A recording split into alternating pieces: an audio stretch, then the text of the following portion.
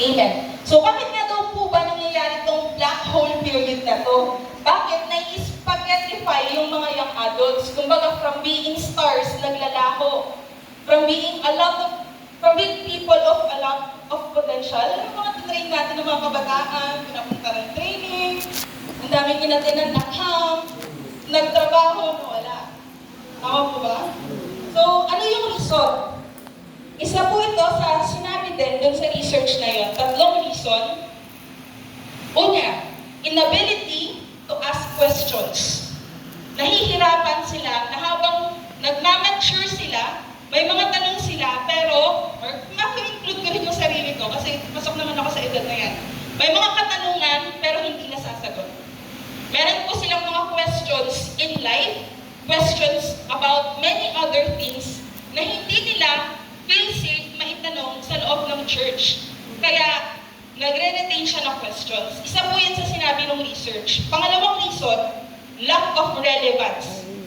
Hindi nila nakakakitaan ng importansya yung ginagawa nila sa church at yung ginagawa nila sa labas habang tumatanda sila. Yan po ay ayon dun sa research. Pangatlo, inauthenticity. Nagkakaroon ng pagtingin na, bakit ganun? Ang itinuturo ay ito, ngunit iba ang nakikita ko. Parang nakikita na ang faith ay inauthentic. Kumbaga yung nakikita nilang mga principles na ibinabahagi natin, unti-unti nagkakaroon ng gap sa kung ano talaga yung practice na ginagawa sa simbahan. So ito po ay ayon dun sa research na ibinahagi ko kanina. Kaya naman, dahil may mga ganitong black hole period yung mga kabataan or yung mga young adults, madalas, nababrand natin sila, next slide po, as faithless. Ay yung mga young adults natin na wala na ng pananampalataya. Kaya hindi na nagsisimba. Hindi na sila naniniwala kay Lord. Masyado ng busy. Inuuna na ang pagpapayaman. Kaya hindi na nakikita sa simbahan or nawala na si Lord sa picture. Ngunit, isa po sa surprising things is that, madalas po yung mga umaalis ng simbahan ng mga young adults, may faith pa naman sila. Sadyang may mga tanong lang sila na nahihirapan silang masagot at ma-resolve. Kaya, nahihirapan silang ma-practice yun sa loob ng simbahan. At minsan, may mga experiences din. Ngayon po, common na nakikita natin, di ba? Alam ko, tayo dito sa church, talagang nagpa-practice tayo as good pastors. Pero alam niyo po yung mga nababalitaan natin sa TV, mga pastor na nag-iska, mga pastor na, mga pastor na anak ng Diyos, di ba? Tapos nililitis ngayon sa Senado. Parang hindi mo masisi na ang isang young adult nais namang maniwala sa institution of the church. But because of the news, because of the things they see online, nagkakaroon ng mga tanong. Amen? So, may mga katanungan, kaya minsan nababrand natin na faithless. Or, uncommitted. Hindi na ganun yung commitment katulad ng kabataan sila. Hindi na sila malalim in terms of commitment. Ngunit, isa rin sa dapat po natin i-consider, ang kabataan talaga, medyo maraming free time. Ang mga young adults po, talagang marami rin mga commitment sa buhay. At minsan, maliban sa busy, ang mga young adults, minsan hindi rin sila nakakakita ng relevance kung ba't nila gagawin yung mga bagay-bagay. May mga ganun na pong katanungan sa isip. Ano pa yung mga brand or natatawag natin ng young adults? Disengaged.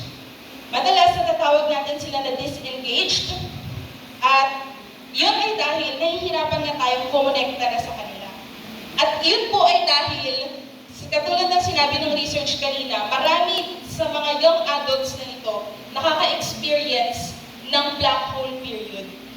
Panahon na marami kang tanong sa isip mo, pero hindi mo mahanap yung sagot. Panahon na marami kang na-experience, at panahon na naghahanap ka ng purpose.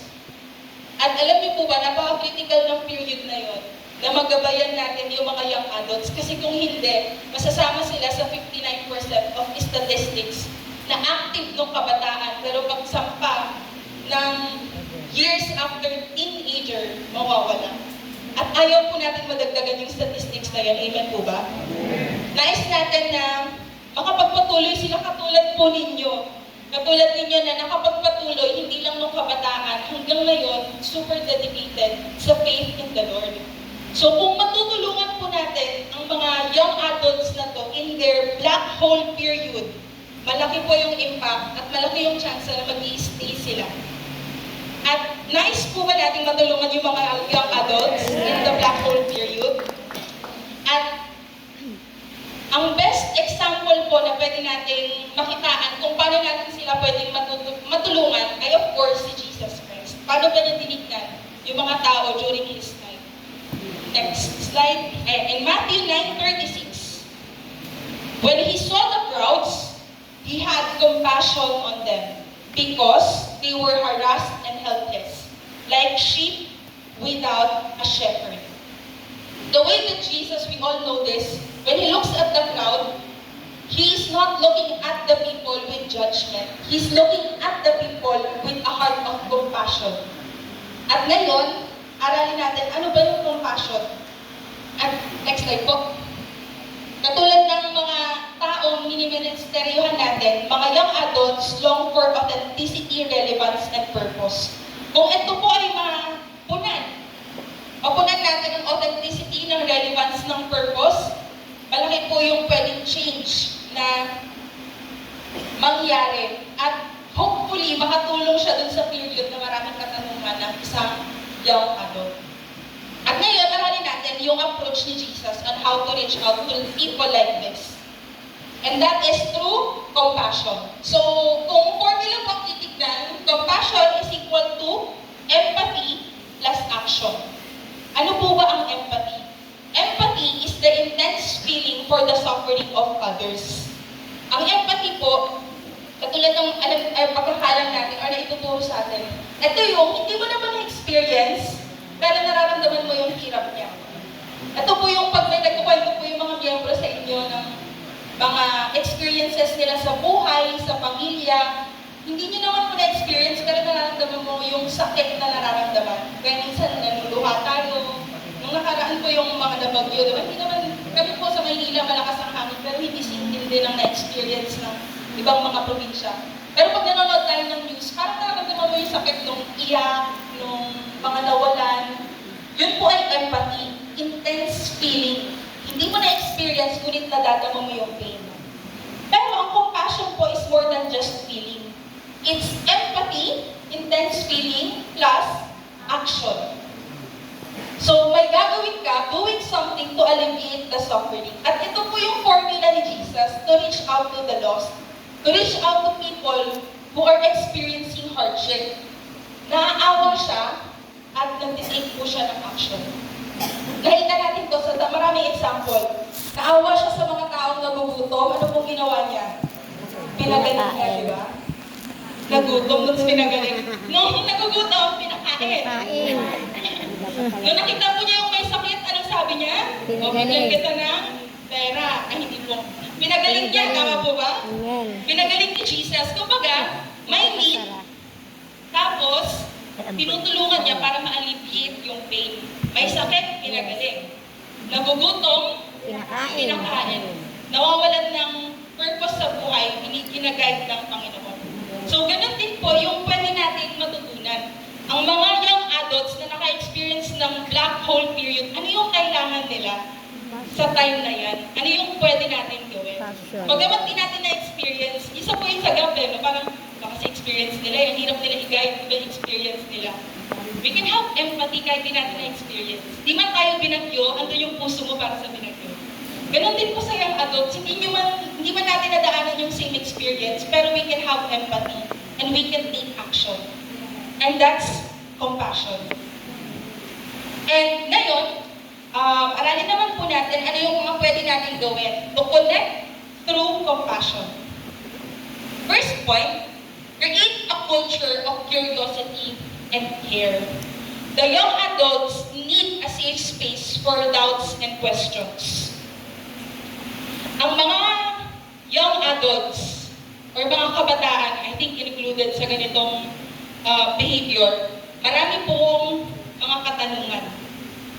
Maaaring nahihiya silang magtanong sa mga pastor kasi madalas, kung magiging honest po tayo, kapag nagtanong ng mga kabataan, nilalawagan agad natin ng verse. Di ba?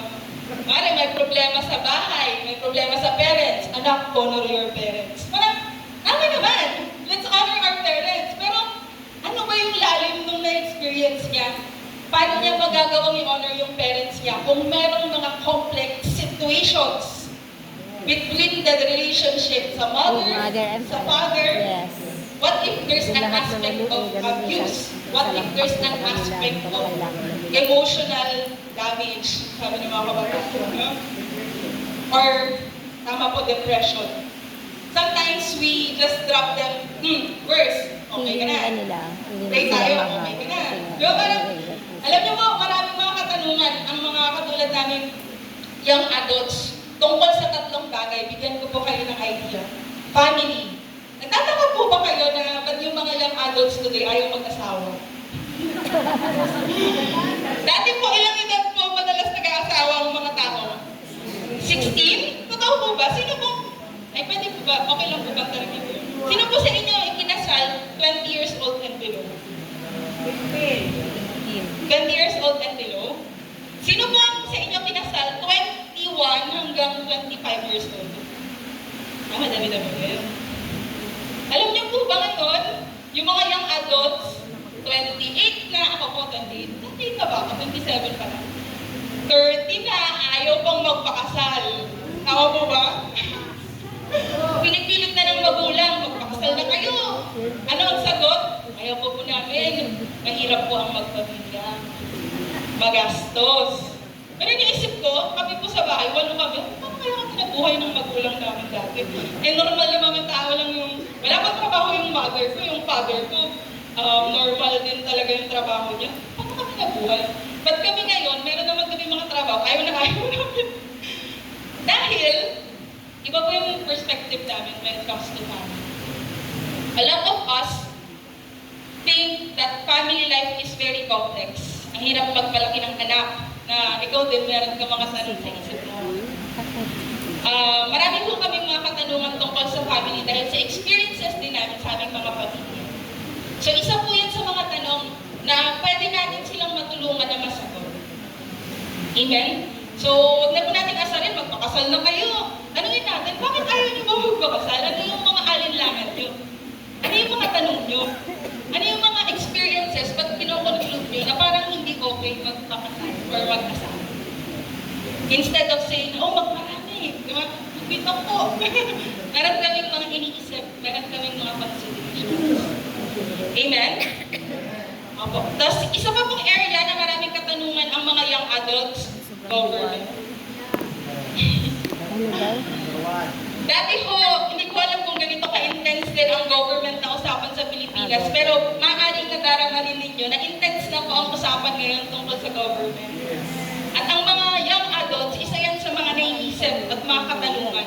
Hindi naman natin i-encourage na magdebate, pero sana magkaroon ng safe space upang makita yung perspective. Ano ba yung mga perspective, bakit maraming katanungan when it comes to the government? Marami pong online platforms, alam ng mga young adults yan, na maraming mga online forums na nagpo-post ng mga katanungan. Madalas po yung mga young adults, hindi po yan nagpo-post sa Facebook. Nagpo-post po yan sa ibang mga website na mga tanong nila. Kasi alam namin, kapag kami nag-post sa Facebook, mapobombard kami ng judgment from the older generation. Sabihin na, oh, submit to the government. Ay, hindi naman po namin pinag-question yun. Ngunit, may mga katanungan kami patungkol sa accountability, patungkol sa government. At again po, hindi natin kailangan sagutin lahat ng katanungan na yun. Ngunit, alam mo, makita lang yung perspective. Ano bang nakikita mo? Ano ba yung perspective ninyo when it comes to those things? Pag ma-feel lang ng kabataan or ng young adult na may space to talk about it, not necessarily to come to a conclusion, that's already a space of care and something that will nurture the questions in the hearts of the young adults during the Black Month. Amen? So yung dalawang sample ko yun, family, government, and even church, katulad ng nabahagi ko kanina. Since marami ng news, marami ng mga bagay-bagay na nakikita online, Madalas yan din ang katanungan tungkol sa simbahan. Kapag nabigyan natin sila ng environment na safe makapagtanong, again, not necessarily to come to a conclusion, but just to see their perspective, malaking maitutulong nun sa isang young adult na nahihirapan sa mga questions niya during the black hole period. So, similarly, si Jesus, when he looked at the crowd, he had compassion on them and he healed the sick. That's in Matthew 14, verse 14. Jesus saw them in their status. Kung ano talaga yung pinagdadaanan nila at that time. Ano ba yung sickness nila? Similarly, sa atin po, kung ano ba yung mga tanong nila, ano ba yung mga bagay na na-experience nila. And from there, pag matuto tayo na mapakinggan sila, malaking bagay po yun na ma-meet yung need nila at that very time. So let's encourage open dialogue where they can explore their questions in the faith, feel understood, at ma-express natin yung empathy while at the same time action through listening at ma-feel nila yung compassion natin towards them. So that's the first point. Create a culture of curiosity and care. Second point on how we can help them during their black hole period. Connect faith to modern realities. Connect faith to modern realities. Nakita po natin kanina, sabi, umaalis ng church kasi hindi nila nakikita na relevant yung ginagawa sa church sa mga routines na ginagawa na nila sa buhay. Kapag young adult na po kasi, ang madalas talaga, ang pinagkakabisihan niya, trabaho, love life, love life, no? Ano pa po ba? Trabaho, love life, yung iba naman may mga responsibilities outside of their work path. So, when we minister to a young adult, napaka-importante po na matouch din natin, maliban sa mga bagay na gagawin nila within the church, maturuan natin sila when it comes to their ministry, matuto mag-share ng verse ng Bible, through Bible studies, paano ka pwedeng maging worship leader, paano ka maaaring maging, kung may mga nang tayong tinitrain for pastor, paano ka magpapastor ng iba, alam ko pa tinuturo natin yan. Pero isang aspect din na hinahanap ng mga young adults in the time, during this time, is paano sila maging Christian sa kanilang workplaces. Paano sila maging Christian sa kanilang mga family, immediate family. Kumbaga mga bagay na on a day-to-day basis na i-encounter nila. So the more that we help them to bridge spirituality and modern realities, the more that we can help them. Amen? So, same with Jesus in Matthew 8:2. Sabi niya, I have compassion for these people. They have already been with me 3 days and they have nothing to eat. So si Jesus, alam niya, napapakain niya yung mga tao ng spiritual needs. Natuturuan niya, nag-guide niya. But He is also aware of the physical needs. Ano yung mga realities beyond the spiritual na kailangan at pwede natin ma-meet through actions. At ganun po yung ginawa ni Jesus. And similar sa atin, when we look at someone, ano yung mga needs niya when it comes to day-to-day life. At bigyan ko rin po kayo ng mga ideas about this one. Ang mga young adults, trabaho, family commitment. Ang mga young adults din po, stress din yan sa pera. Marami po sa mga young adults ay mga breadwinner. Hindi lang, walang anak, pero maraming kapatid. Maaaring na-experience nyo rin po yan. Diba? Parang wala ka pa namang anak, pero bakit parang ang dami kong binabayaran tuition? Dahil nagkagustuhan silang tumulong sa immediate family nila. At madalas nagkukos yun ng pressure sa kanila. Nagkukos ng parang pressure na kailangan magtrabaho para sa mga kapatid na makatapos ng mga kasal. Ayan po ay isa sa mga day-to-day realities nila. Ngayon, paano natin sila pwede matulungan na bilang breadwinner, paano natin sila ma-encourage when it comes to budgeting, di ba? Alam ko, mahusay ang mga pastor sa budgeting. dahil limited ang funds pero napagkakasya kung paano ninyo aasikasuhin sa mga activities, pamasahe. Kung meron po kayong mga ganong insights, paano nila magagawa yon sa budget nila, maaari rin po natin silang matulungan dahil financially stressed din talaga ang mga young adults. What else? Financial stress, mental health. Isa rin po sa major need, modern realities today ng mga young adults ang mental health. Marami ho,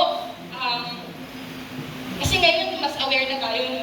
Mas aware na sa mga services, mas aware na tayo sa mga ano ba yung depression, anxiety. Dati ho, aminin natin, pag sinabi natin mental health problem, taga-Mandaluyong po ako. Ang madalas na tinatanong sa akin, saan? Labasura mo. So may stigma na pag Tagalog ka, may sira ka sa utak or baliw, ganyan. Ngunit ngayon, iba na po. Mental health could be experienced by very normal people because of pressures in life. At isa po yan sa daily realities ng mga young adults today. At kung makausap natin sila patungkol dito, hindi naman necessarily tayo talaga yung magbigay ng professional help because let's be honest, may mga tao na dapat gumagawa talaga ng professional help when it comes to mental health. Pero yung makausap lang natin, kamusta? Kamusta yung na-experience mo when it comes to your mental health? Nakakapag-function ka pa ba kapag nag-pressure ka? Simple pong pangangamusta natin would already go a long way. At kung matulungan natin sila makonect ang spiritual life in their daily realities, sa trabaho, sa mental health, sa financial, malaking bagay po yun na makakatulong sa kanila during a time na sila po ay maraming katanungan din. Amen? So, I know we are very good in terms of preaching the word.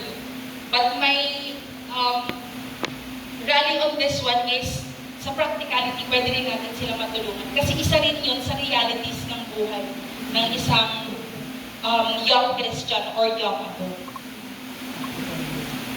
So that's the second one. And third one, champion a purpose-driven faith. Sabi po natin kanina na ang mga young adults tend to be disengaged. And the reason for that is the young adults would wants to find purpose in what they do. Ang mga tao, I think hindi lang naman young adults. Generally, ang tao naghanap talaga ng purpose sa kanyang ginagawa. Amen po ba? Pero particularly sa mga young adults, ang mga tanong is, paano ako mag-make ng difference today kahit hindi ako pastor? Hindi naman po kasi lahat magiging pastor. Marami ho sa mga young adults mag-continue na maging trabahador, maging professionals, and that's fine. Hindi sila maaaring tawagin in full-time pastoral. Pero, paano sila magkakaroon ng purpose as they continue kung ano man yung path na pinili nila? So, madalas sa mga katanungan or mga bagay na kailangan ng guidance ng mga young adults ay ang purpose ng kanilang buhay. Alam ko minsan naka-intimidate turuan ang someone na matalino, di ba? Parang iniisip natin, ay, mas matalino, siguro alam na nila. Di ko, even someone na may diploma, degree, maaaring maligaw pa rin sa purpose niya pag hindi na-guide ng tama. At kapag walang someone na, alam mo yun, alam din ang will ng Panginoon para sa buhay nila. So, kung paano ko ba sabihin? Huwag lang po tayo siguro, katulad ng sinasabi ni Pastor Ilay kanina, siguro alam na nila kasi maalam naman sila sa maraming mga bagay. Huwag po natin i-assume na gano'n. I-assume natin na baka kailangan nila ng guidance paano nila ma-apply yung faith nila in their lives. Ako personally, kailangan ko rin talaga. Kaya nagpapasalamat ako sa pastor namin na talagang laging nangungulit, laging nagre-reach out. Kasi alam ko na kahit ako, marami akong mga bagay na hindi ko makapag-connect when it comes to applying the purpose in my life.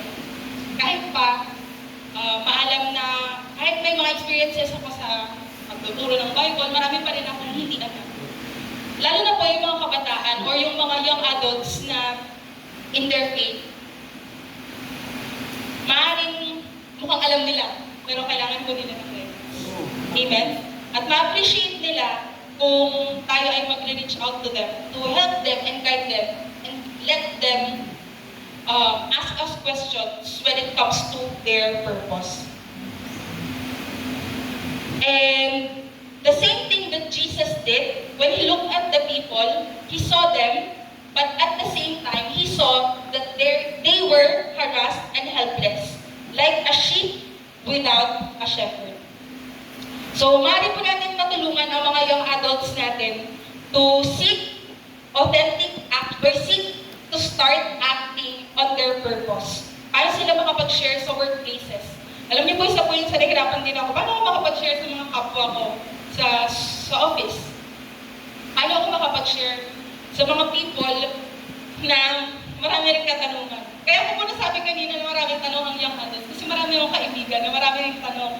Sometimes ako mismo nahirapan ako sagutin yung mga malalalim nilang mga tanong. And kung mapag-uusapan, madidiscussing sa church, I'd be better equipped to talk to these people na maraming katanungan sa buhay. And maybe that's one of the purpose na ibigay sa akin. Yung mga kaibigan ko, may mga tanong, hopefully isa ako sa makatulong, ma-address yung mga tanong. So, let's champion a purpose-driven faith. Tulungan po natin ang mga young adults to apply their faith in the life purpose na ibinigay sa kanila ng Panginoon. At isa rin po sa natutunan ko sa pagbabasa-basa, sabi rin po ng isang research na related kanina sa shinare ko, ang mga young Christians daw, wait lang, siguraduhin ko lang tama yung pagkaka-describe ko. Ang mga young Christians, they are very particular when it comes to social justice. Kaya pansin niyo po, maraming mga kabataan na nag-i-start ng mga fundraising para sa mga less fortunate. Maraming mga kabataan ang nag-release ng funds for nag-i-start ng mga activities, funding for a certain social cause. Napaka-normal po yan today. Katulad ng bagyo, maraming nag-uumpisa ng mga pagbabalot, pag-collect ng mga donations, pag-collect ng mga funds. Maaaring nakikita nyo online, nag-volunteer din ang mga young adults. At isa sa mga nabasa ko is that ang mga young adults, they look up to pastors. Marami sa mga 88%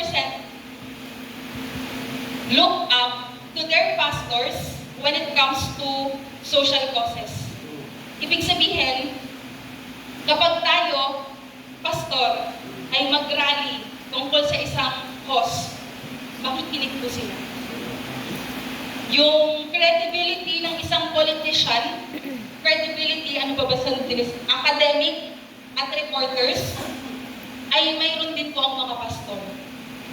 Ibig sabihin, sa mga simbahan natin, kung meron kayong mga outreach na naiisip gawin, kapag binocalize po ninyo, ma-appreciate yan ng mga young adults. And they will support it because they are after social causes.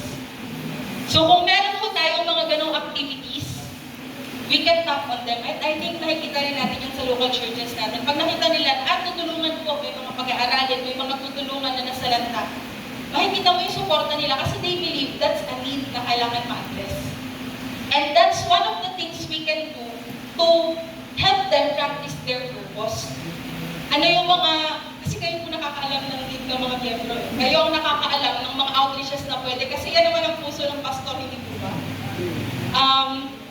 At pwede natin silang ma-utilize sa mga area na yun. Mapaliwanag natin ng maayos yung kailangan and they'd be willing to support pag nakita nila yung authenticity ng team. Amen? And that's one thing that we can do to help them champion a life that is purpose-driven. And in conclusion, Jesus saw the people as harassed and helpless. and it encouraged him or moved him to do actions towards the need. Similarly, ang mga kabataan natin, particularly young adults, kabataan pa rin naman sila, bata pa din, pero mas higher ng age range, we have a lot of needs. We have a lot of confusion, pressure, doubts, and questions. And we long for a faith that is authentic and relevant. And I am hoping that the church will be able to help us during those times. Na hindi mahuhusgahan yung mga tanong, hindi mahuhusgahan yung mga questions, mga experiences, and will be able to find comfort in the church. So that, pag na-address po yung mga questions na yon, the young adults would stay kasi na-meet ko ano yung kailangan. Amen? And that's the best example that Jesus gave. Hindi niya pinilit na baguhin yung sitwasyon, kundi gumawa siya ng solusyon para ma-address kung ano yung kailangan ng particular na tao. And yeah, that's the thing that I wanted to share. Again, compassion is not just about a feeling, it's about action. Ma-feel natin kung ano yung kailangan